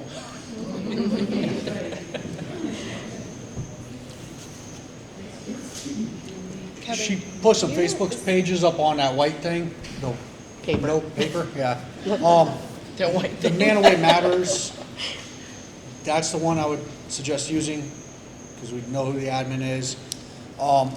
It's me. Hi. Yeah, that way you can discuss openly as a community what the next steps are, voice your concerns, and be transparent and have the voice on what's happening. Do you know the contract for the SRO between the Crestwood School District and the village? Is it a written contract? It or is a written contract. Is that public somewhere that we That are is absolutely a able- public record. Okay. I'm just curious since they released our SRO from the Crestwood Local School District on October 16th at noon, and they have not found another one. Is there a time frame that they have to put one in there, or do we not have to supply one? Or? As long, I would have to look at the specific stipulations within the contract. Okay. As far as the interim period before a new SRO is put in place, as long as the village is covering their side of the agreement by providing an officer in that role, it could go on for a while. I don't think there's a specific time frame, but I may be wrong about that. And you can find it on the village website. It should be attached to the legislation that Correct. passed the agreement. And to have all the. It's something I'll follow up with the superintendent as well, because I'm just curious. We never received an email of notification. We never received an email of notification to the parents that the SRO was removed from the school district. So we're still waiting. But that part-time officer, because Tony had quit, and then they were filling it with Officer Brothers and who was Jim the Novak. part-timer that just quit on Wednesday morning? Oh, yeah, so that was also something that we talked about, but Jim Novak, he was the officer. He did quit after the meeting as well. Right, but I think wasn't he the one that was helping her fill in the. Correct. And a dispatcher. And also a dispatcher did And leave that day. Joe testified there's 5 applicants sent over to the school. They rejected everyone. Then the sergeant found an issue that prevents Joe from hiring them. He roadblocked every applicant that Joe had found. And that's the same sergeant, I believe, that refused to show up to the hearing after filing affidavits. And here's my thoughts on that. If you are that afraid to show up to a public hearing, how are you an officer? If you're that much of a coward where you can't show up and face the community after making a sworn affidavit, you shouldn't have a gun on your hip and answering calls, period. That's just me. Kind of seems like a cowardly thing. Agreed. How are you gonna serve and protect? Yes, correct. All because someone stole his stuffed animal. Is that Sorry. hearsay? Maybe. No, it is not. I have information. So- I've been at the schools part-time for a long time. And at sporting events, we'll see Officer Brothers and the chief there, but we'll also see other policemen there. Are they part-time? Are they Yes, hired by typically they're- Mantua? Or where are they from? So typically, you'll see the officers who have signed up for those particular events. Sometimes it's Miranda, sometimes it's Joe, sometimes it's both. Sometimes it is a part-time officer. Joe and Miranda were the only full-time officers in the PD recently. Are from Mantua? I mean, They should have been from Mantua. Yes, they should be from Mantua. Mantua. Two Correct. Harvard police officers there also, because of what was going on. Right. Yeah. Joe seemed to be getting chastised about Miranda and him signing up for these, but They were nobody else offered was to signing up everyone. for them. So Yeah. what should they do? Just let the community suffer? And going off of that, I wanted to also just touch on, because they kept bringing up Sarah and Miranda having kids there, dogs there, whichever. They are both single mothers. If someone calls off and they need somebody that's going to come in, what were they supposed to do with their children? Or should they just not serve the community like Officer Tony, what's his name? Vistage chose to do it. I work 40 hours a week after that, go screw yourself. Yeah. Instead, we're going to make this happen, we're going to serve you. And then you're get a small penalized town, I mean, for Jesus. overtime. Yeah. Whining that there was a dog, okay, maybe it's not professional. It's not. It's not, but still, they're making it happen. Kind of roll their sleeves up and get busy sometimes, you know? Okay, so I live in the village. Yes. I take off. But so I'm clear, we have patrol out and about, the sheriff, do they come at all? I mean, what's the relationship now? If there is not a patrol officer on duty or available on call, then it goes to the sheriff's department to cover the requirements. Now, obviously, there is a mutual aid agreement between the village and the village of Hiram right now, in terms of, covering the Mantua Village. But those are the options. If it doesn't go to an officer who is currently on duty as a village officer, it goes to those other entities. So are we staffed 24/7? No. No, What do we have? Anything after 11 a.m., there's no... After 11 p.m., there's an on-call. I said 11 a.m.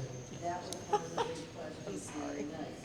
Because they put the person who lives the closest to be on call. Well, that happens to be Miranda. Brothers because she lives right across the street. So if she gets a call, she's there within 10 or 15 minutes. Not even. Yeah. Yeah, she's up and... And so, but she has a child with her. So she either has to ring the neighbor's door Yeah. and carry him over there, or she might have to bring him over to the police department, lay him on the floor and sleep. I mean, but being on call, she handles whatever has to be handled, and then she leaves. And that was only a handful of times. Yeah. An alarm drop. From what I've It takes 15 minutes, so. I was just, because I had an incident, probably 7 or 8 years ago, where I was out of town and I got a call from the sheriff who said they were handling something in town, but my garage door was open. And I wasn't home, should she close it? So I was wondering how the sheriff was The involved. sheriff used to work with the village. They haven't ever since, I can't hold it anymore. since Officer Brothers was put on administrative leave. Okay, for that 6 so that would months. have been in the contract. So there was that. So they've been not jumping to come unless absolutely necessary for the sheriff to come. Because of that lawsuit, yes. Yeah, I mean, if a sheriff's deputy was driving by your house and they see something out of place, it's in Portage County, they certainly have an obligation to investigate that, and most likely in that instance, the deputy probably contacted Mantua and said, hey, I see this, I'm gonna take a look at it, so. Right. Well, I don't know, personally, it's crazy, this whole thing. The only thing I'm concerned about, and I live in the village, so I'm eligible to do whatever, is safety. I'm not interested in any kind of relationships and blah, blah, blah, and we don't know, none of us know what's going on, except that that man shows up for work, does his job, goes home. I mean, I'm not judging him. The real question is, does the chief provide safety to the village? And the answer is yes.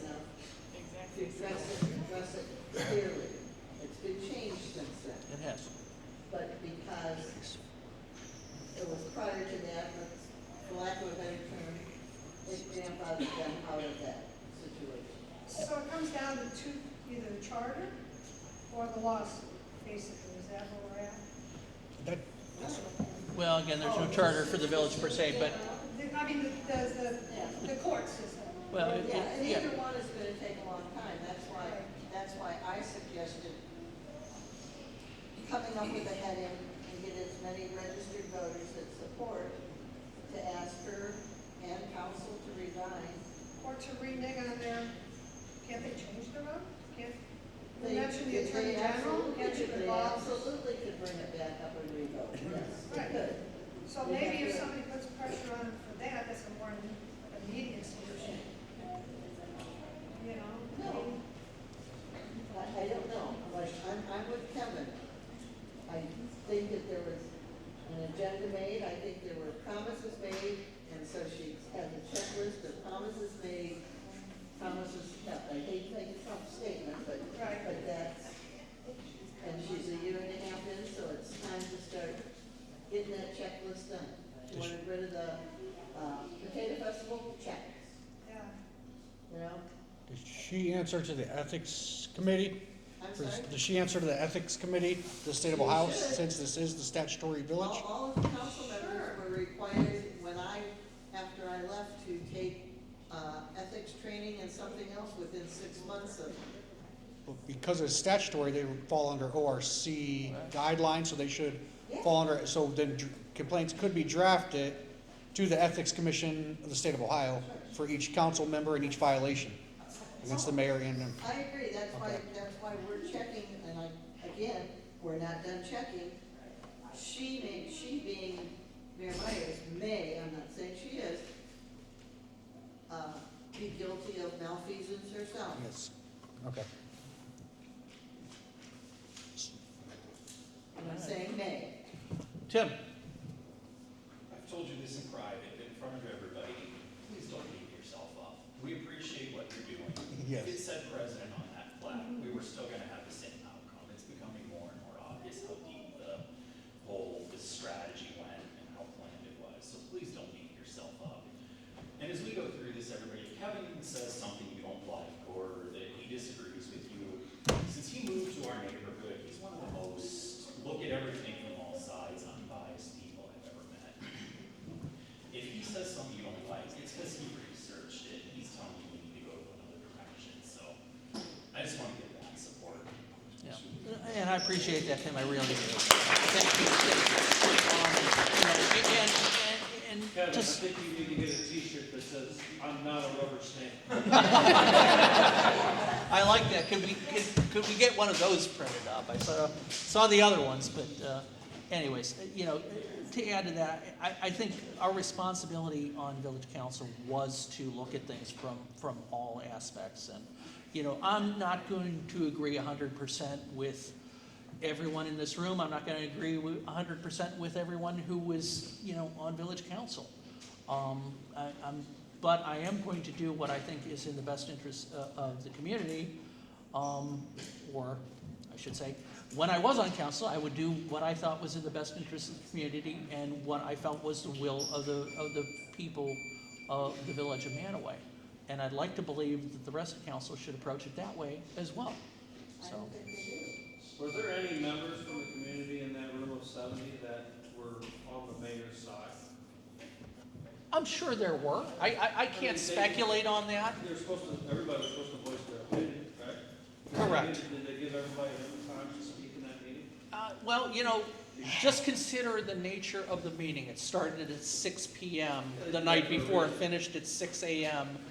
the morning after.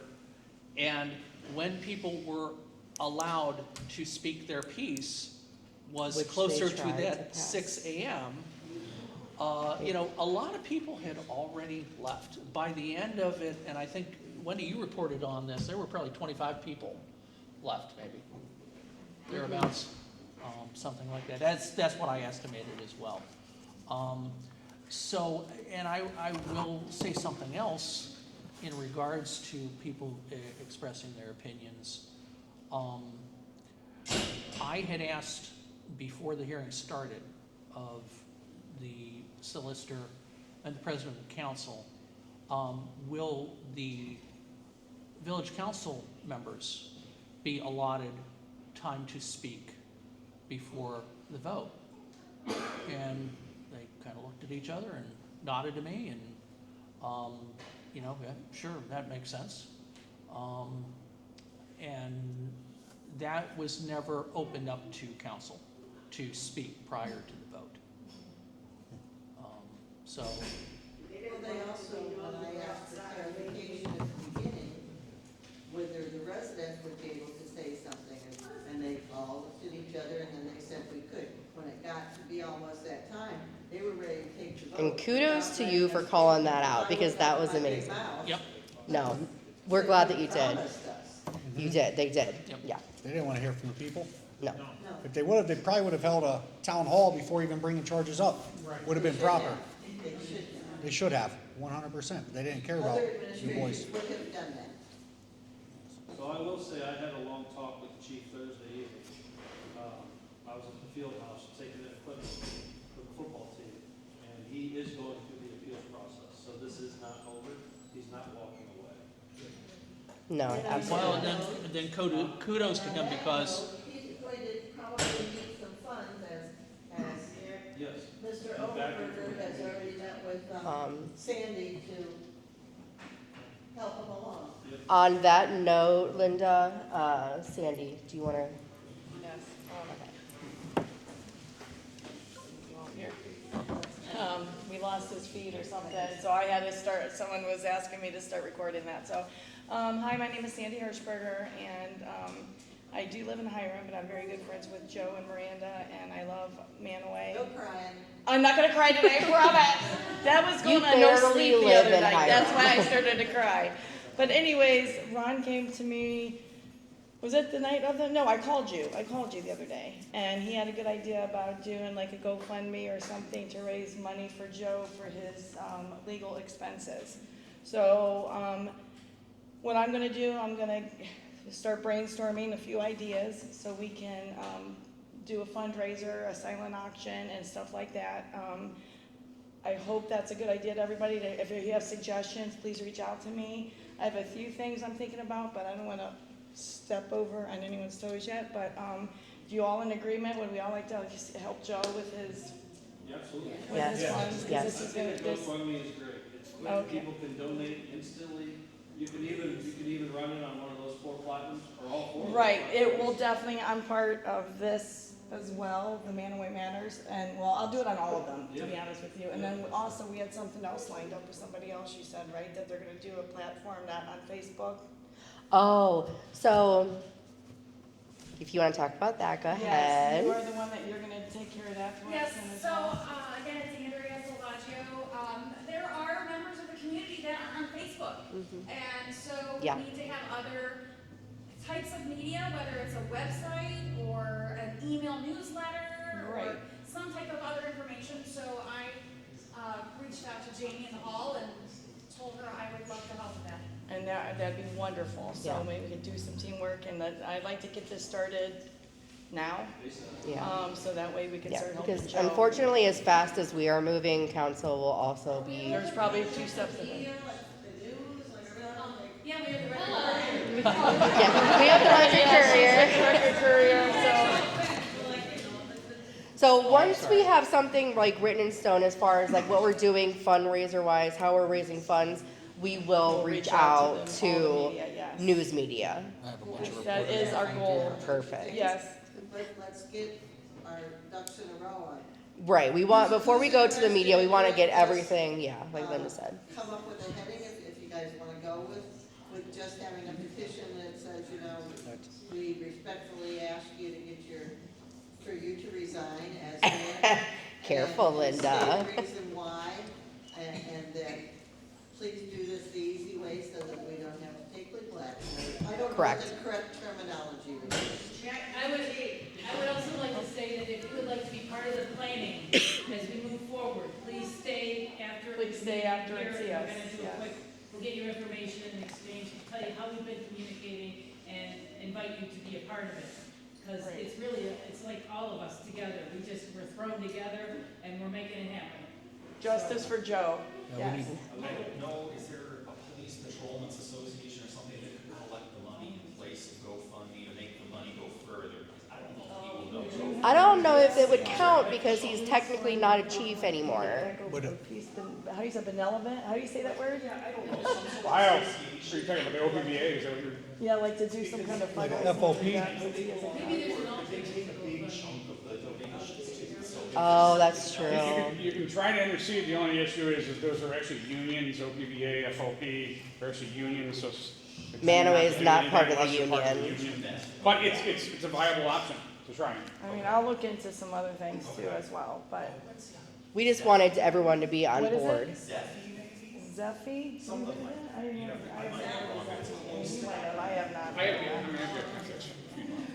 Or even like setting up a thing at the bank. They just. Oh, check into Right at the bank. she had a good point. If Yes. we set up an account at the bank, A lot of people like that. can donate that way. Yes, to be honest with you, I'd rather go through a bank, maybe, instead of a GoFundMe, because GoFundMe does take some of the portion of the money. Yeah. And I don't want any more of that money to go somewhere where it's not, well, do you know what I'm saying? So yes, we can, I can. Well, that was all Jackie. That was Is Jackie. anybody here working the bank? Well, the bank downtown was very happy to Were they good? accommodate our flyers. Was that So- Middlefield? Middlefield. Or Middlefield Bank? Well, well, no, what's that No, one? there's two. There's The a Farmers. one that's Which right one? across from gas station. You mean the one at the corners? The one by. So the one in town. The one in Across the, from in the village. Yeah, in the By the village. Mexican restaurant? No. No, in the Across from village, Jake's. that's Oh, from Middlefield. Jake, okay, yeah. But they were happy though with that? They were, Mhm. we talked, okay. Yeah. So if anything, I would think set up there. Okay. And then just have anyone that wants to donate stop in, do what they gotta do. Sorry, it went a little later, everybody, we're sorry. So we're, So I have a personal connection to Middlefield Bank, Day Festival. Oh, yeah. Katie Fields, the manager there, has been extremely accommodating. Like, I could reach out to her on Monday, ask her what we could do to set up an account. Yeah, Where that'd be funds awesome. can be sent to the bank, either electronically or in what manner. So that way, we're not losing a percentage to Right, someone correct. else. And then I can report back to you what she. That would be very helpful. so And anybody that would like to sign a petition, like, can you let us know so we Leave your can name get and your number. name Yeah, and number so we can get a hold of you? that, it has to be anyone, of course, in the. Yeah, anyone in the village, In the village. within the village. And a registered voter. Thank you, everyone. Thanks, folks. 5 seconds ago, hurry up, 5 seconds ago. Listen up, Pinnacle Nation. If you want to keep this roll call tight, head over to www.theinfamousexchief.com. That's Command Central. From there, you can slide into Patreon. It's a monthly subscription with exclusive drops at least once a month, or lurk for free just to jump in on the polls and pretend you had a say. Discord. That's where the real chatter goes down. Think of it like the squad room. The coffee's cold, the jokes are bad, but everyone's running their mouth. And the best part, you don't need some shiny Facebook profile. You can show up as Detective Donut or Sergeant Snark or Detective Dimmerswitch if you want. Nobody cares. Just get in and start talking. Hit the links for YouTube, Facebook, TikTok, and Apple Podcasts. That's standard issue stuff right there. Old school? Not a problem. Email me. Feeling paranoid? Use Signal. Signal it over. Encrypted tighter than a rookie's first report. Want your voice on the record? Speak pipe. Leave me a voicemail. If it doesn't sound like you're 3 sheets to the wind, I might even use it. Got a tip on a case? Fill out the tip sheet. Be as quiet or loud as you want. Do I burn sources? Ask him. Oh, wait, you can't. Want me to cover a case? Drop it under case consideration. Or keep it simple. Buy me a coffee and grab me a Brew Loud Be Heard mug. Because this isn't just a channel, it's a shift briefing. Be loud, be heard, shake the system until the truth falls out.